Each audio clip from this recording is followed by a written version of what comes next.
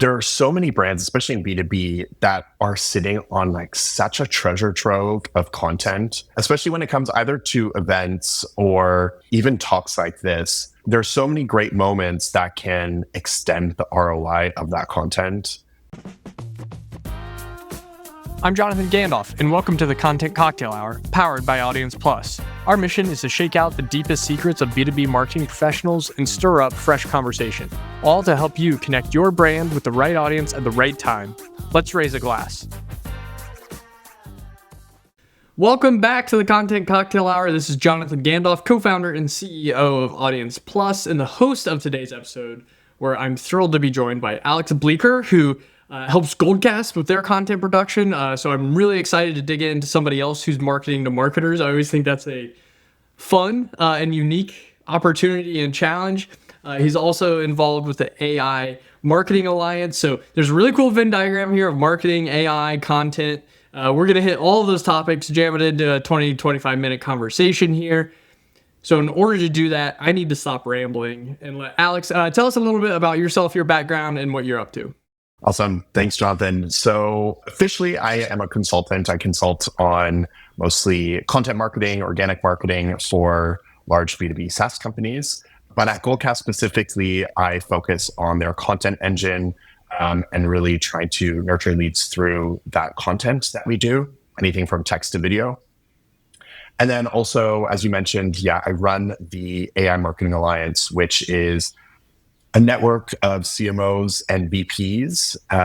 And we have a series of like 6 or 7 partners, anyone from HeyGen, 11 Labs, User Gems, Goldcast.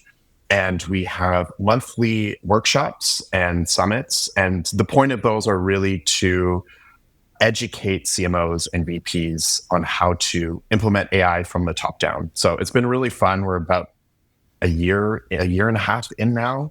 And have had some really fantastic speakers. Loving doing it. Love that. That's awesome. Lots of meat on the bone there between all things AI content and marketing. Just sent you a whole lot there. Yes, but before we jump into that, Alex, this is the Content Cocktail Hour, so we do always have to ask our guests, what are you enjoying drinking nowadays? Oh my gosh. So I mentioned this to Jonathan earlier, but I'm London-based, and it is always a pretty sad summer here. We typically have it's 18 to 20 degrees Celsius, which I don't know, is like low 70s, if that, in Fahrenheit. But this summer, it's been fantastic. And we are in the 80s almost every day with pure sun. So it has been a lot of Aperol Spritz, actually, at the pub. So 0 complaints. Yeah. 0 notes, 0 complaints. Exactly. Yes. Love that. Yeah. Well, Alex, you've got a unique perspective here, and I'm excited to learn from it. But I'm super curious with the work you're doing, both kind of consulting and content and kind of the AI Marketing Alliance. We read all day, we lament all day about how much everything is changing right now in marketing and the content space. But you're on the ground floor of that with what you're doing. What are the actual tangible trends that you are seeing take place right now in the marketing world? One big bet that we are doing at Goldcast is really focusing on video and being video first. We're seeing a huge trend right now on blogs being cannibalized by LLMs, and a lot of that top of funnel content people just are not clicking on anymore. I know I saw a few stats where TikToks and articles and whatever everyone is talking about how you should be expecting essentially 25% less clicks to your blog or to your content by next year. And for a lot of blogs and content in general, that's already happening.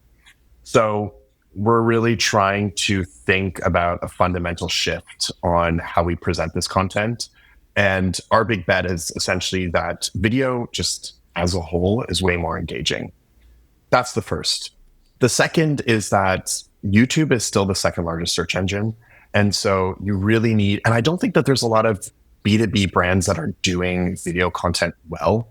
So we really are focusing hard to be that authority figure and that authoritative voice on doing a really good YouTube page, whether it's through playlists or, finding very specific shorts that we can use from some of the events we do, but really trying to beef up that video content. And a lot of it stems from the webinars that we're doing, both from the AI Marketing Alliance and from Goldcast as well.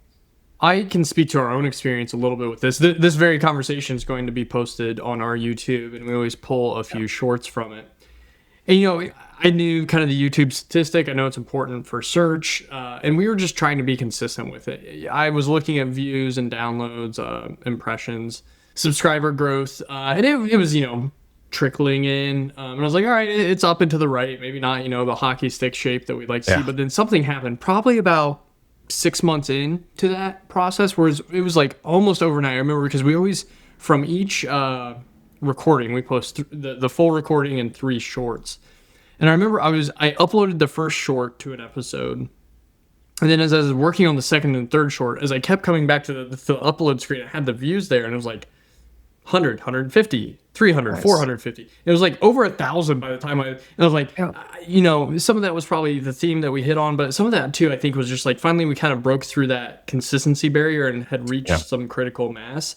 And now we see, it's 500 on an average short for us, and like the floor just keeps raising. And I'm sure somebody's listening to this like screaming at me like it's because you did this or because you did that, but I think the encouragement there to all marketers is just like stay consistent with it. Even like anything, like any search, you're not going to see the overnight results, but if you stay consistent with it, you will start to see those trends. Well, and it's an interesting point because there are so many brands, especially in B2B, that are sitting on like such a treasure trove of content, especially when it comes either to events or even talks like this. There's so many great moments that can extend the ROI of that content. Especially like so much goes into producing something like this, whether it's a podcast, whether it's an event, there's a lot of hours behind it. And so it feels almost criminal that like once the curtains close or, the podcast ends, that's where the content dies. And so we're really working hard on creating like a best-in-class repurposing strategy so that at least, we have 10 to 15 videos after every event, or a couple of audiograms or text boxes that we can use for carousel on LinkedIn, whatever it may be. Because it makes a difference. And then it also makes our social media person or their team in general life a lot easier, to focus on other things that actually matter. Absolutely. So that kind of leads into the follow-up, potentially like ignorant question I was going to ask. But when you say video, like for brands that maybe aren't using video right now, like video means a lot of different things. You've highlighted on a few of them. It's atomizing an event. It's a podcast recording, or you can create something explicitly for video. Or it sounds like Goldcast is doing a blogging and video hybrid. Like for a brand that knows they need video but aren't sure what type of video, what format, like how to get started with video, what do you recommend? Where do you recommend they kind of start that process?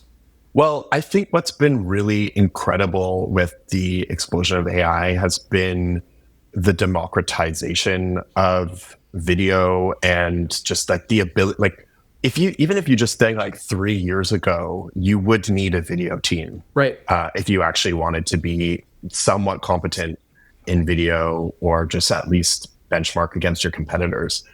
Now you can get software for a pretty reasonable price, definitely less expensive than a video person. And the learning curve is pretty low. And so, finding the right piece of software to just be able to even just upload some of your content. I know Goldcast has Recording Studio, which is super easy to do. And like, that's how I tend to record a lot of our stuff before. But, there's so many players in the field, and it's a really easy way to get started. Like the bar is so low now. I think there's a general myth, like in the past, everyone has always said video is very difficult to do. You need to be a professional in order to do it. And now that's just not the case. And I don't know if enough people know that it is actually that easy to accomplish. I'll throw myself underneath the bus here. I used to be the marketing leader who would hide behind the like, oh, we can't do it high quality. It's expensive to do. Right. It's time intensive to do. And then I think a few things happened. One, I think like COVID, work from home, like kind of huge. Like opened up this, like it can be lo-fi. That's fine. We all know how to record ourselves now.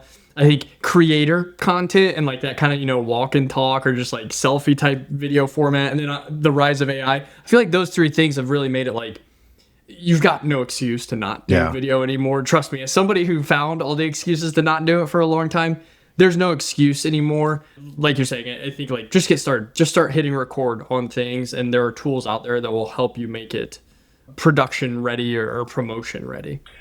It's interesting that I think you really hit a good point on the people's comfortability with now filming at home and just like being filmed at your desk. Like, especially in B2B, I think there was a long time where there was this bar where everything had to be super polished and great. I mean, to give you an example, so at Goldcast, we're doing, you mentioned it earlier, about a hybrid for our blog. So when you go to the blog, you have the option to read the content, or we also have a video that we made about the blog, essentially summarizing the blog. So you can kind of choose your own journey between watching or reading if you want, and uploaded that to YouTube. I recorded most of those just at my desk on my computer. It takes, maybe 30 minutes to do a 2-minute video, just to do it a couple takes, make sure it looks good. But it's all done with my camera and like a little ring light just to make sure, lighting's not weird. But so it's very doable, is what I will say. Just hit record. Yeah. Couldn't agree more. Yeah, exactly. It would be malpractice here if I didn't ask you this, given your kind of what you've outlined, you're up to at Goldcast and your AI Marketing Alliance. There's, SEO is dead, SEO is dying, SEO is changing. We don't even know what to call like generative AI. You and I were just chatting a little bit about, is it GEO? Is it LLMO? Is it Elmo? LEO, LEO, yeah. We don't even know what to call it yet. So I'll look back at this episode, I'm sure 2 years from now, and be like, wow, you sound like a big idiot. But from your perspective, how should marketers be thinking about SEO, LEO, GEO, whatever we want to call it, and kind of the shift that's taking place right now? I mean, it's insane how fast it's evolving, and we are watching it really, really closely, and we are trying to react as fast as possible. We have seen a shift in our blog traffic.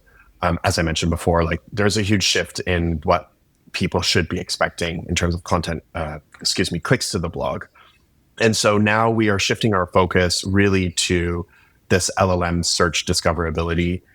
We're already starting to see demos come through from there and a lot more traffic coming directly from it.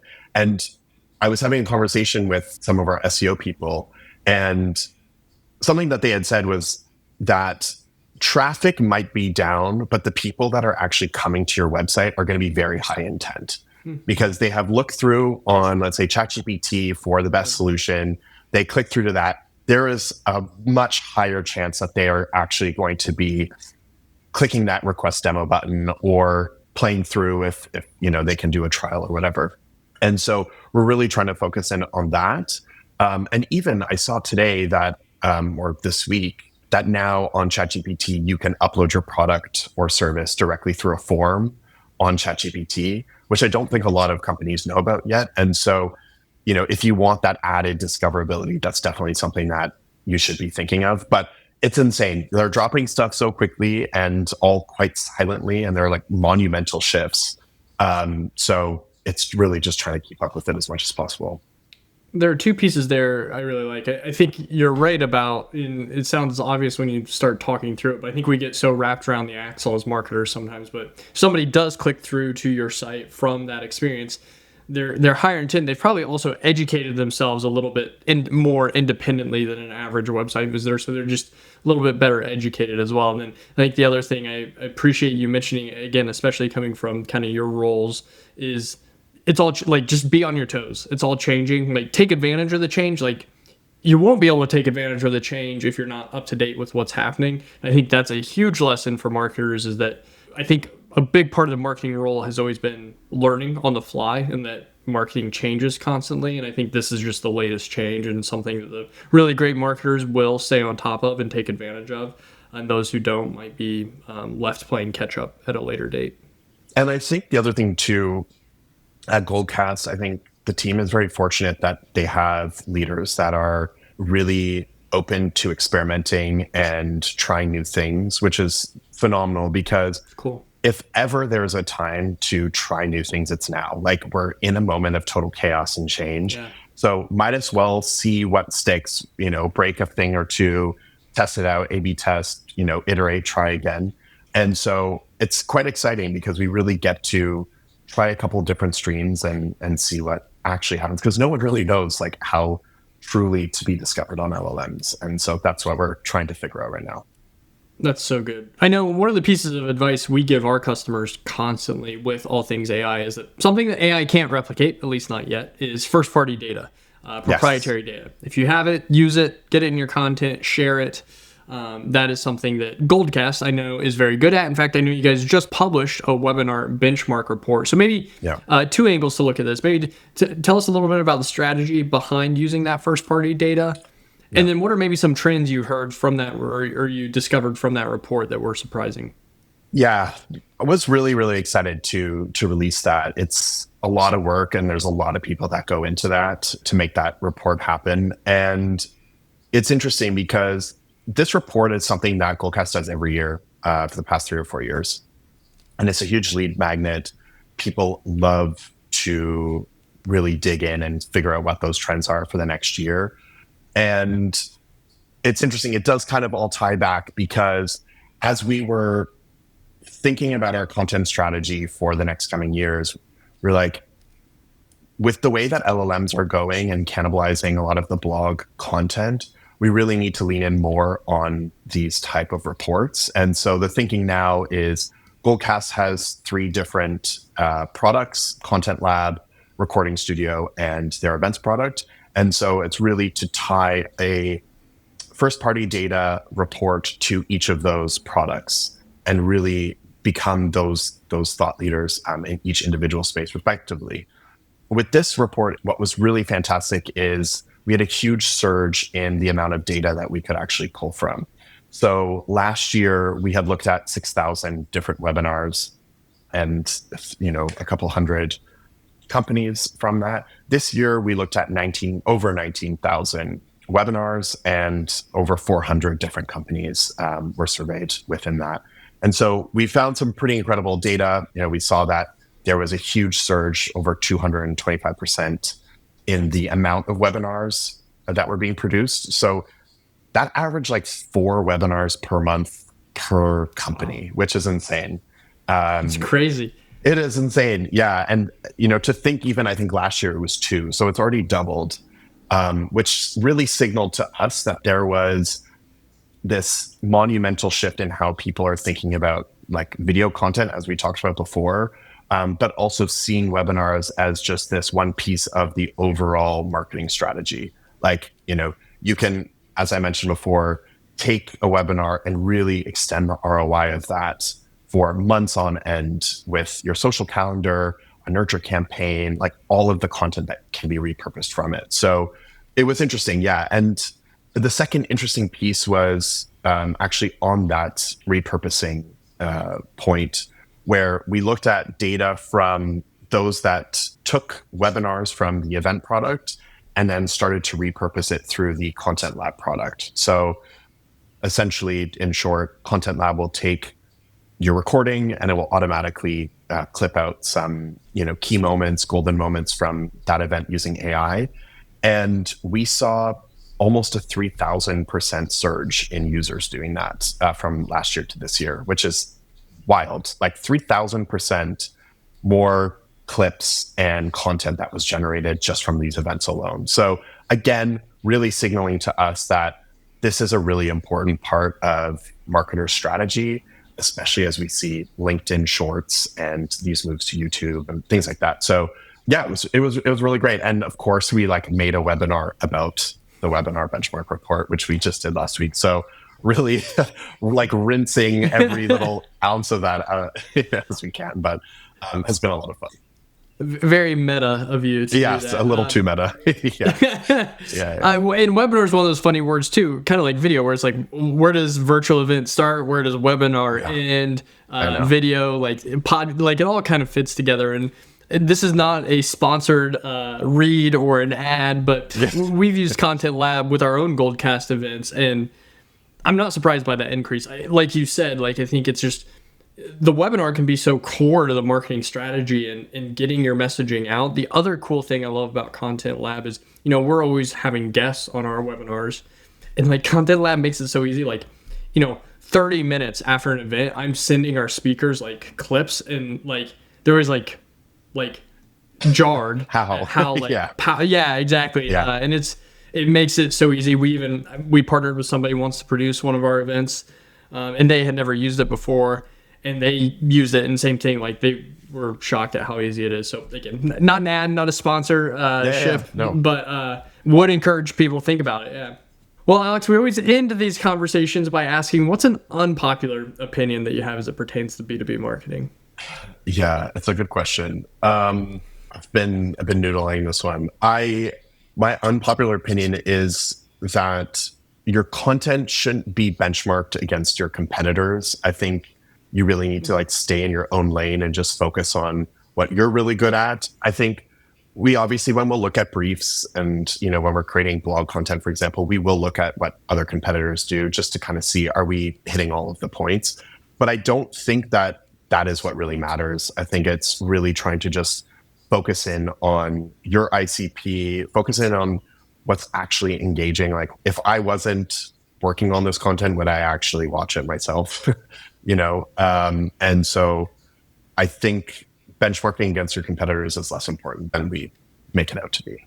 Comparison is the thief of joy in life and in B2B content. The B2B content. Yes, exactly. Yes, I think you're right. For every second you spend kind of worrying about your competitors' content, I think that's a second you could be spending making sure what you're doing is right for your audience, and original, your brand, and your people, and original. Yeah, very true. Exactly. Very true. Well, cool, Alex. If people want to learn more from you, learn more about AI Marketing Alliance or Goldcast, what's the best way to do that? Yeah, feel free to hit me up on LinkedIn, Alexander Bleeker. Otherwise, AImarketingalliance.com. You can apply to become a member there. And as ever, definitely Goldcast.com. If anyone is interested, definitely go and find a demo. We have 3 amazing products, so definitely check those out. We are big fans of those products, big fans of Goldcast. Alex, thanks for joining the Content Cocktail Hour. We'll get all of those links in the show notes to all of our watchers and listeners. Thanks for joining another episode. Until next time, same place. Cheers. Thank you for joining the Content Cocktail Hour powered by Audience Plus. If you want to see more episodes or more resources curated for your role, join us at audienceplus.com. See you next time, same place. Cheers.